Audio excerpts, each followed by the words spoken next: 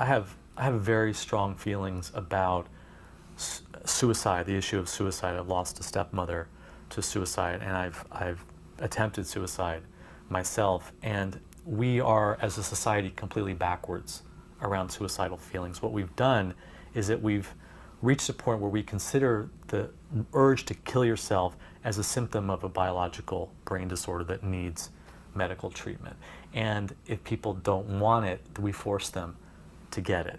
And what this does is that it, first of all, it spreads fear around the whole issue. It makes it so that we feel like we can't talk about it, that we have to turn it over to professionals. And then when people do talk about it, they're so quickly judged, and then the interventions come in and they're forced into the hospital, or they check in voluntarily and find that they can't get out, or they're in the hospital, they say they don't want a medication, and then they find that they have to take it, or they get provoked by some of the staff in the hospital, and then they find that they're in restraints.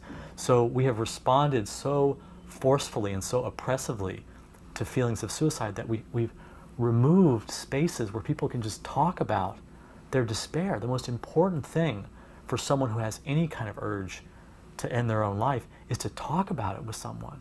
And we've made it something that first of all, it's shameful because it feels like, oh, what are you complaining about? You're just whining. We have a whole culture that you can't be vulnerable, you can't show weakness, especially for men, and men tend to be the people who are the completers of suicide. And so there's no space to talk about vulnerable feelings at all, because you're seen as weak and a failure, and what's your problem, and just get it together, and especially if you're a man. And then if you do talk about it, the judgment and the intervention is so heavy that you learn very quickly, I better not talk about that anymore if I don't want to get locked up again. So I feel like we're just backwards. And I encourage anyone who has suicidal feelings to find someone and get an agreement where the person is not going to judge them and not going to react and not going to do anything without their consent, and to talk about it and to recognize that when someone is feeling suicidal, they have the same needs all of us do, to just be listened to and to be connected with, and because they have a reason for feeling suicidal. And it's not giving up on life.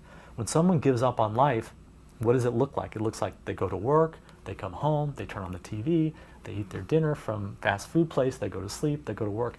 That's giving up on life. Suicidal feelings is a desperate need to change your life and an absolute feeling of powerlessness to make that change. Find out what the person wants to change and help them get a little bit of power in their life. And to do that, you have to talk with them.